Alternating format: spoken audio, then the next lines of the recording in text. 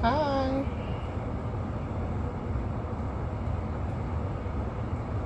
Just wanted to get on here today and disclose this next chapter of my life. This chapter was another traumatic time in my life. I was in ninth grade.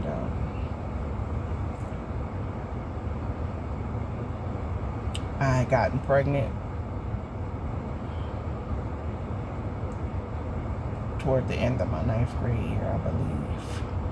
And then in November, when I was 29 weeks, what a lot of people don't know, and what I've always blamed myself for, is I had gotten in an argument with my child's father at the time.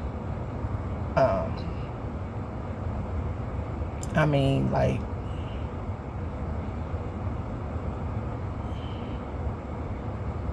it was bad. I don't want to say physical so much, because I try to block it out. I can't remember. All I know is I think I remember throwing an ashtray.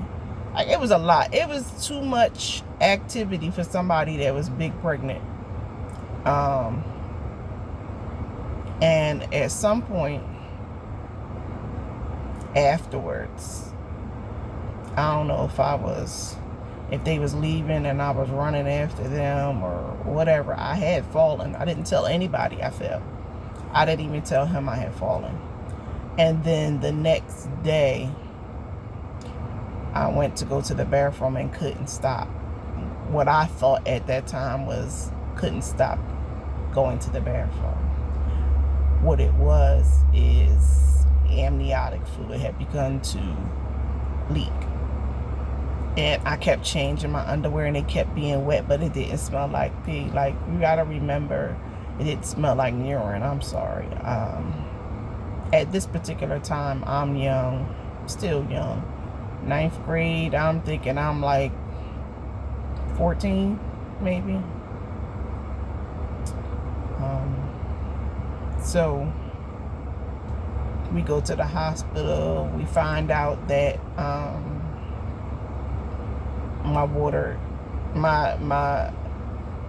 am actually leaking amniotic fluid. They gave me some injections to try to speed up the lungs of the baby so that I could have her. I ended up having her at 29 weeks. She stayed in the NICU for 2 months. And during this time, both he and I are going back and forth to the hospital. His family was very supportive during that time. Really, I can remember, like, he was real close to one of his sisters. Like, so he had support, I had support. We were both going back and forth to this hospital for 2 months, and then finally she comes home. And things at home weren't the best between my father and his girlfriend at the time, or him and me. So she and I get this bright idea that we're going to move out.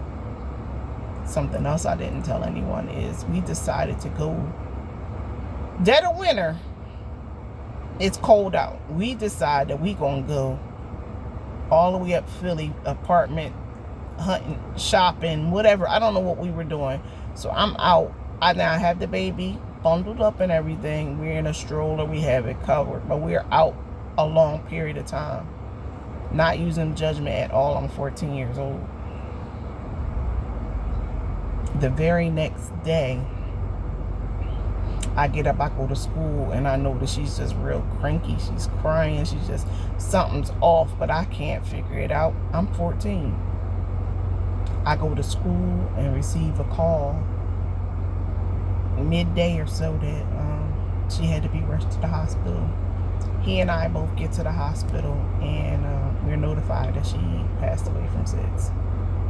Her name was Lachelle Monique. I will leave the last name out because, as I once said before, I'm not going to name names. It's no secret. It's just at this point in time, I don't know. It doesn't matter for me to name a name. Those who know. And that's it. But that was very, very traumatic for both he and I. I believe it was traumatic for him as well. Shortly thereafter, Valentine's Day came. And you know, he bought me this big balloon, these balloons. At my school back then, like, Valentine's come was a big deal. Everybody would get balloons, be singing telegrams, like all of that sort of stuff. And I'll never forget, he and I had gone to the mall. We got matching. He bought me my whole outfit for the next day. A shirt, just my whole outfit. Red and white, I can remember. And on my way there, I'm carrying my balloons. I got my balloons. I got my new outfit on. And then I get confronted by a female who just wanted to woman me about my child's father and my boyfriend at the time. On Valentine's Day, I don't know why they wanted to woman me at that moment, but they did. So I didn't take it up with her because females, they make it known. The one thing about females, if they're dealing with your man, they're gonna let it be known anyway. It don't matter. It happened to be Valentine's Day or whenever. Sooner or later, everything done in the dark comes to the light. And so I go back into school, and he and I meet in the stairwell, and I'm in homeroom, and I'll never forget. I'm not going to see his last name, but my classmate Maurice, I asked to borrow his brush. Now, I don't know if you remember the Wade brushes back in the day was like the wooden brushes. I said, can I borrow your brush? Go to the bathroom, brush my hair. I don't know what I told him. He let me borrow his brush. I go out. My daughter's father at that time, we're in the stairwell. He decides he want to take. I tell him basically like what transpires, that someone confronted me and let me know that he was just at their house the night before, which is probably true. It's not hard because I had to be in the house before dark. Anybody who knows me know that I was on the porch at all times for the most of the time. If we did not attend classes together, I don't really know a lot of people. I was never at any of the parties or anything, and I couldn't go anywhere. I had to be home before dark. So that left a lot of time for him to be with me. And this is winter time. It get dark real early. To be with me, spend time with me, and then go somewhere else and spend time, and everybody think that they special. Because if there's a young lady who can be out later or have company later or whatever, it wasn't real hard. Like, it got dark at 5:30. Come on, it wasn't hard for him to do what he was doing. So when I told him, I said, listen, I just was confronted by somebody who told me you were just at their house.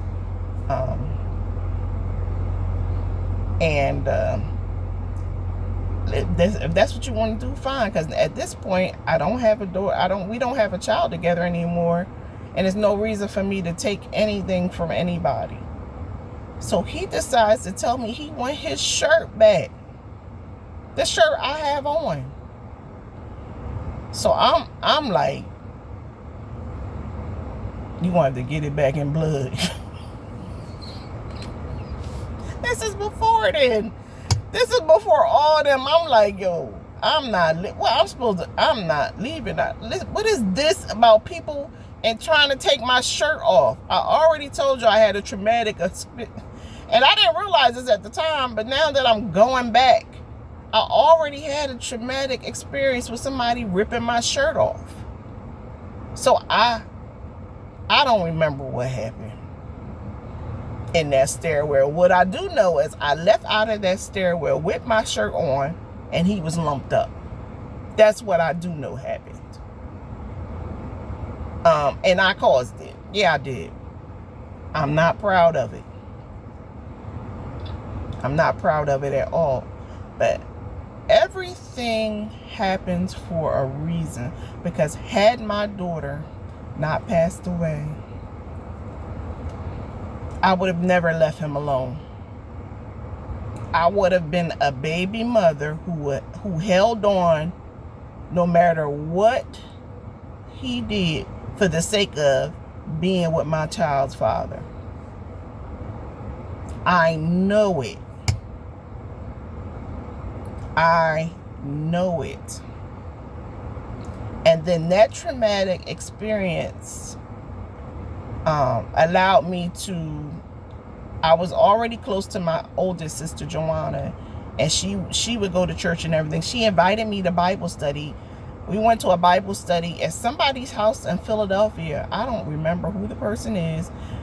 Joanna, if you could remember where we was at, like the Bible study we went to, that would be good for me to actually know where I got saved at the age of 16. Went to a Bible study, and this lady made beautiful Bibles, handmade Bibles on wooden plaques with a candle. That was beautiful. I wish I could have another one of those also. And I got saved in somebody's home at a Bible study, and I was invited by my sister. And all of that happened because of what I was feeling because of the loss of my daughter. And at the time, I didn't understand why God took her.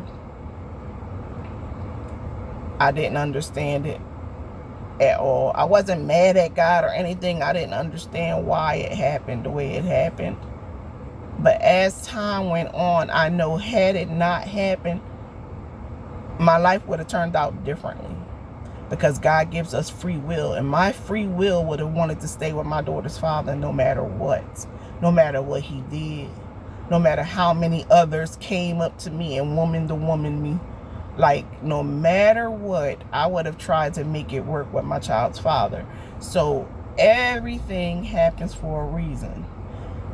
And through that, it forced me to lean into God. And I got saved at the age of 16. So although I lost my daughter, I gained so much more. I was too young to have her at the time, and I probably wouldn't have been able to give her the life that she deserved. I definitely wasn't the woman I was when I had Courtney, my current daughter. So I'm thankful to God for keeping my mind through the whole process, because it was a lot. I have already dealt with the loss of my mother at this point. I didn't even discuss that because I was so calloused with the loss of my mother. I kind of skipped right over that.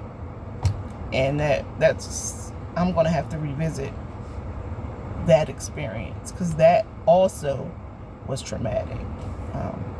But I really just wanted to share that and hopefully help someone, because if you are a person who's deciding to be treated any kind of way for the sake of a relationship, for the sake of saving face, for the sake of whatever, at that time, I just really didn't want to be a statistic. I'm already unmarried with a child. I didn't want to have a bunch of different kids by different fathers. That's just what I didn't want to happen. So I would have stayed with him and probably had more children if the Lord was willing. I'm almost sure I probably would. I probably would have never left him alone. But to God be all the glory that he knows best for us. And I kept my right mind.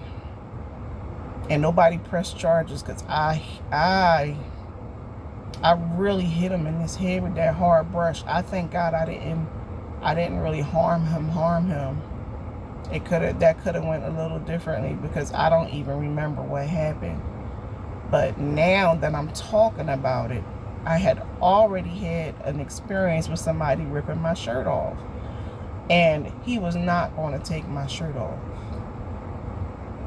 So I really just know that God knows best for all of us. You don't have to settle. You don't have to deal with anything because of your circumstances. If the will of God is for you to be with or without somebody, then it'll work out for you. It'll work out for your good if it's the will of God for you to not be in the situation you're in. God loves us, so he doesn't want us harmed. He doesn't want us hurt. He doesn't want us abused. He doesn't want us mistreated. So if that's happening to you, know that is not the will of God for your life. That's not God. That's not God. That's not love. Love is patient. Love is kind. I don't know the whole scripture, but I know it's patient, it's kind, keeps no record of wrong. And if you're not experiencing patience and kindness, if you're experiencing manipulation, you know when you feel love and when you don't. So if you're experiencing anything that doesn't feel like love, then 9 times out of 10 is not where you're supposed to be. So I just wanted to take some time today. I'm actually getting ready to head out with my husband. I'm at the park today, but not walking because I hurt my knee. So I'm trying to still keep coming out and keep the same routine of coming out and spending some time away from the home. I just don't want to get unmotivated because I've really been doing really well every day. And then I just kinked my knee and I haven't been able to walk. I am bearing weight now, so that's good. And it doesn't hurt anymore. So I'm thinking maybe Monday I'll go back to try to walk again. I stopped for a while because I couldn't bear weight initially, but now I'm okay as far as bearing weight. I'm still wearing my knee brace just to give it some support. But I just wanted to thank you, and I just want you all to remember that whatever, your past does not disqualify you, because we are all qualified by God.